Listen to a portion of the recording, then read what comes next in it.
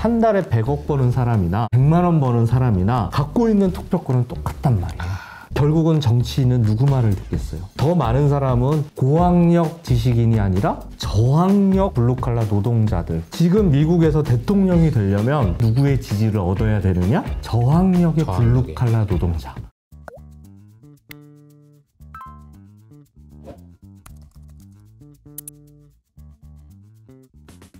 안녕하세요, 이호석입니다. 오늘은 반가운 분을 모셨어요. 이재준 박사님 모셨습니다. 안녕하세요. 네, 안녕하세요. 이재준입니다. 오랜만에 이제 나와주셨는데, 오랜만에 나와주셔가지고 이렇게 또 책을 하나 들고 나와주셨습니다. 세계 정세가 한눈에 읽히는 지정학인데 부의 지정학이에요. 네. 제목이 너무 멋있는 것 같아요. 이제는 지정학과 관련된 리터러시 없이는 세계의 돈의 향방을 예측할 수 없다. 그래서 제가 이제 좀 미리 좀 봐서 제가 그 추천서도 썼는데, 제가 이제 이런 식으로 썼거든요. 제가 지금까지 지정학 리스크를 어떻게 투자에 반영해야 될지 체계적으로 설명해 주는 사람이 없었다. 그래서 제가 진짜 너무 답답했다. 근데 이제 투자자는 지정학이 생소하고 또 지정학 전문가들 중에서 투자에 관심 있는 분이 그렇게 많지 않아가지고 이게 연결고리가 찾기가 쉽지가 않았는데, 이재준 박사님 같은 경우는 국제정치 전문가신데 또 투자에도 또 관심이 많으셔가지고 본인의 생각이 실제로도 적용되는지를 테스트해 보시고 관심을 계속 갖다 보니까 이런 책이 나온 게 아닌가 싶어요. 그래서 지금 트럼프도 그렇고 여러 가지로 좀 복잡하잖아요.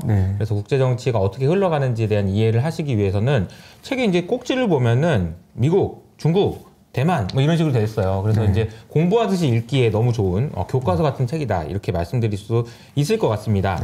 박사님 요즘에 좀 어떻게 지내셨어요? 네, 저는 요즘에 새로운 직장을 시작을 해서요. 그 전까지 이제 서울대 국가미래전략원에 있다가 지금은 이제 국방연구원, 한국국방연구원에서 새롭게 일을 시작하고 있습니다. 좀 더 그 실질적인 연구를 하시는 곳이라고 보면 되나요? 네. 국방과 관련된. 예, 안보 정책과 관련된 일을 하고 있습니다. 네, 안보 정책. 그러면 이게 진짜 이 시대에 정말 필요한 일을 하고 계신 것 같아요. 근데 이 책을 쓰시고 나서 소감이 좀 어떠세요? 지금 방금 나온 책인 것 같아요. 여기서 언급된 많은 기업들 주가가 사실 또 많이 올랐어요. 이제 트럼프 당선되자마자 여기서 언급된 기업들이 상당히 주목을 받고 있고, 그래서 내가 예측한 게 그러니까 사실 올 초부터 글을 썼고, 원래는 상반기에 상당 부분 원고가 완성이 됐는데 출간 시기를 아무래도 이제 트럼프 당선 이후로 잡다 보니까 지금 이제 출간은 됐지만 그때 이제 원고를 작성했던 내용들, 그러니까 한 7개월 전쯤에 했던 내용들이 상당히 맞아서 저도 이제 공부를 크게 잘못하고 있지는 않구나 라는 좀 약간 좀 그때 언급됐던 종목들이 어떤 게? 방산주 같은 것들 특히, 그리고 한국의 조선주, 군함을 만들 수 있는 조선주라든가 또 미국의 제조업 주식들, 이런 것들이 이제 트럼프 당선으로 급등을 하는 모습을 보였죠. 그리고 유럽을 중심으로 해서 대규모 군비 증강이 일어나고 있기 때문에 재래식 무기 수출이라든가 그와 관련된 산업이 발달할 가능성이 높다, 뭐 이런 말씀을 이제 이 책에 언급을 했는데 그것들이 상당히 이제 맞지 않았나, 뭐 이런 생각을 해봅니다. 알겠습니다. 그럼 벌써 시작부터 이제 본인의 이제 좀 잘했다 이런 얘기를 좀 하시면서 원래는 굉장히 겸손하게 얘기하셨지만 어쨌든 이제 편하게 이제 오늘 좀 얘기를 좀 해보죠. 지정학과 관련된 이야기인데 트럼프 이야기로 시작을 안 할 수가 없을 것 같아요. 트럼프가 당선되고 나서 어떠셨어요? 트럼프가 되고 나서 엄청난 이제 공포감이 시장을 휩쓸고 있지 않나. 맞아요. 뭐가 무서운지 모르겠어요. 아무튼 그래서 항상 이제 제가 강조하는 게 있죠. 정책 결정자든 투자가든 기업인이든 흥분하면 안 된다라는 말씀을 드렸죠. 사람들이 모두 다 공포에 휩싸였을 때가 기회다 라는 거죠. 왜냐하면 이성적인 판단을 못하는 때거든요. 맞아요. 그렇기 때문에 오히려 지금이 또 투자 기회가 될 수도 있고, 기업인들은 또 차분하게 이제 정치적 리스크를 고려는 해야겠지만 그것이 너무 과도한 그 수세적인 방향으로 생각에 잡히면 안 되겠다. 그래서 이런 얘기를 드리고 싶어요. 트럼프 공포라는 함정에 갇히지 말자. 쉽지 않거든요. 무서움 이게 네. 편도체가 활성화되는 거잖아요. 네. 이게 이제 생리적인 현상이라서 네. 쉽지 않습니다. 그러려면은 공포에 빠지지 않으려면 알아야 될 것 같은데 네. 뭔가를 뭐 네. 알아야 돼요? 결국에는 장기적인 미국이 가는 길, 그러니까 장기적으로 어떻게 미국이 가고 있는가라는 것들을 차분하게 과거부터 짚어봄으로써 미래를 또 예측할 수가 있게 되는 것이죠.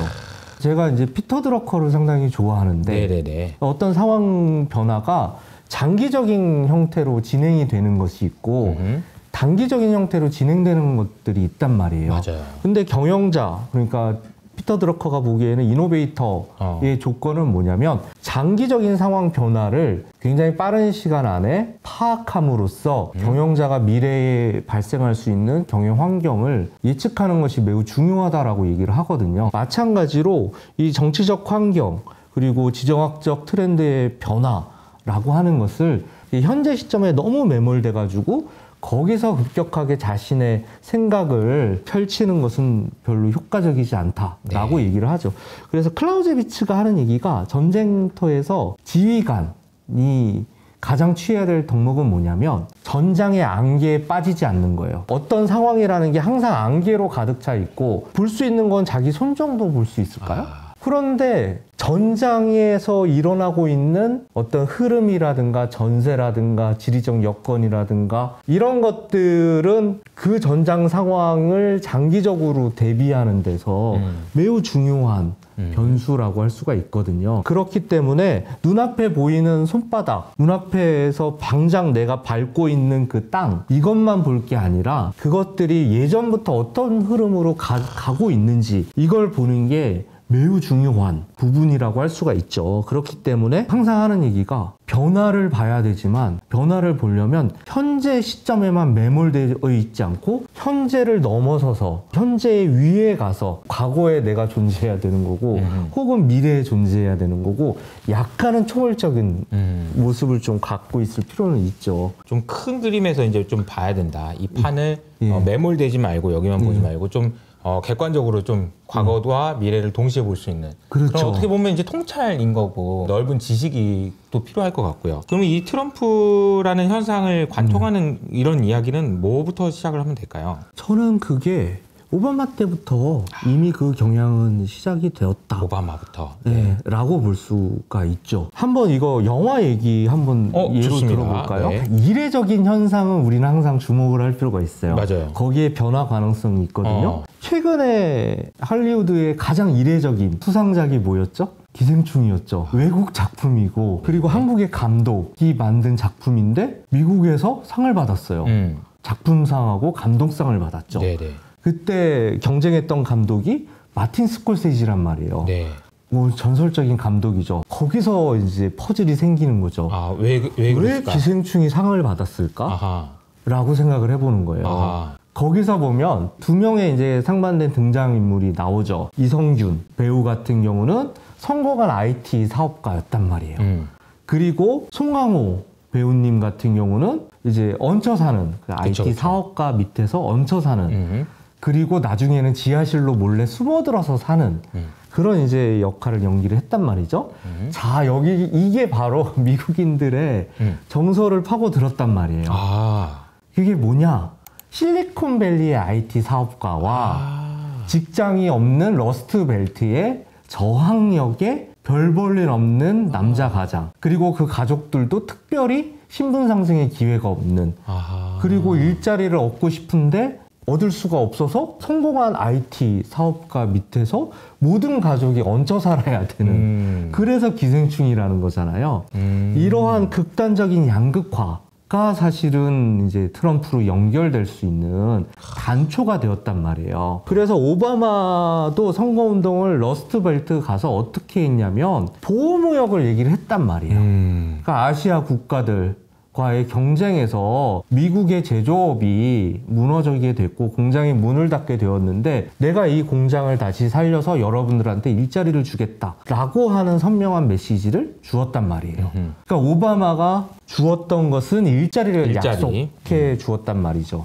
결국은 여기서 트럼프로 가는 핵심은 동부의 아이비리그에서 뭐 예를 들면 컴퓨터 공학을 전공한 사람, 혹은 MBA를 나와서 혹은 경제학을 해서 혹은 뭐 고도의 수학적 기법, 혹은 고도의 공학적 기술을 가지고 창업을 하거나 아니면 월스트리트에서 금융기관에 종사하는 사람이 아닌 그냥 고등학교만 중퇴해도 일할 수 있는 사람들, 이게 핵심이었다는 말이죠. 저항력의 평범한 노동자들, 이게 미국 정치의 흐름을 바꾼 결정적 포인트였단 말이죠. 일반적으로 블루칼라 노동자들은 진보 세력이겠어요? 보수 세력이겠어요? 블루칼라는 그래도 네. 진보죠. 네. 근데 그 블루칼라가 누굴 지지한 거예요? 트럼프를 지지하고 보수주의를 지지했다는 말이에요. 이거는 상당히 시사하는 바가 크죠. 그래서 원래 러스트벨트 지역에 노조가 있었을 거 아니에요. 총통적으로 블루칼라 노동자들의 노조들은 다 누굴 지지하겠어요? 진보 쪽으로. 민주당을 지지했단 말이에요. 근데 이번에는 트럼프를 지지했고 1기 때도 트럼프를 지지했단 말이에요. 이게 의미하는 거는 분명하죠. 지금 미국에서 대통령이 되려면 반드시 누구의 지지를 얻어야 되느냐? 저항력의 블루칼라 노동자. 그러니까 미국의 평범한 사람들이 사는 기본적인 방식이었단 말이죠. 근데 그 평범한 가장들이 일할 수 있는 그 일터가 사라졌다. 이게 핵심인 거죠. 그 평범한 가장들, 그리고 평범한 가장들이 일자리가 없어서 나타나는 현상이 뭐죠? 가족이 붕괴된단 말이에요. 더 이상 가족을 부양할 수 없으니까 아내 입장에서는 어떤 길을 선택하겠죠? 이혼을 한단 말이에요. 그 이혼을 여러 번 또 한단 말이에요. 그러면 이 아버지나 이 어머니는 빠질 수 있는 게 뭐밖에 없겠어요? 술이나 마약밖에 없다는 거죠. 그래서 사실 제가 찾아보다 보니까 이 러스트밸리를 포함해서 백인 남성들이 사망률이 유독 올라가는데 그 이유가 이제 또 마약이나 그렇죠. 뭐 술이나 이런 것 때문이라는 얘기가 있더라고요. 물론 마약이 갖고 있는 중독성도 있겠지만 더 이상 희망이 없다. 근데 이게 기생충에 비유하니까 이게 실제로 이제 기생충의 감독이 이거를 이제 뭐 보고했는지는 모르겠습니다만 그 송강호 씨가 러스트밸리의 저항력의 평범한 노동자를 상징한다고 보니까, 그리고 그것을 미국의 이 사람들이 공감했다라고 얘기하면 진짜 심각하긴 하구나 이런 생각이 드네요. 한국도 사실 심각하죠. 한국도 심각하죠. 왜냐하면 우리나라의 저항력의 평범한 가장이 갑자기 일자리가 없어요. 그러면 할 수 있는 게 뭐밖에 없겠어요? 자영업밖에 없잖아요. 맞아요. 자영업 하는 게 뭐 어르신들 맨날 하는 얘기가 먹는 장사는 굶지는 않는다. 그래서 우리나라의 사회적 안전망이 마치 자영업인 것처럼 되어 있죠. 우리나라는 더 심각하죠, 이 문제가. 미국 같으면 어디 공장에서 시급을 받고 일주일마다 월급이 나오니까 미국은 주급을 받죠.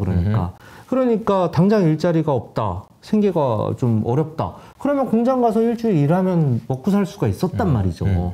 그런데 이제 미국이 더 이상 그런 일자리를 제공해주지 못한다. 그런데 미국의 빅테크 기술 기업, 실리콘밸리에 창업한 새로운 스타트업 기업들, 그리고 월스트리트에서 엄청나게 돈을 굴리는 애널리스트, 펀드 매니저, 그리고 투자가들, 이런 사람들은 어마어마한 돈을 벌고 있단 말이에요. 그러니까 배가 아프죠. 배가 아픈 정도가 아니죠. 근데 투표권은 어떻죠? 똑같죠.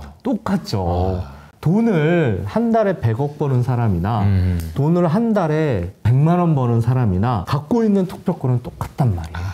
결국은 정치인은 누구 말을 듣겠어요? 누구의 지지를 받아야겠어요? 더 많은 사람은 고학력 지식인이 아니라, 고학력 엘리트가 아니라 저학력 블루칼라 노동자들의 지지를 얻어야만 된다는 거죠. 힐러리 클린턴이 대통령 선거에 나왔을 때 빌 클린턴이 했던 조언이 그거였다는 거예요. 러스트벨트에 대한 메시지가 너무 없는 것 같다. 그것도 줘야 되는 거 아닐까?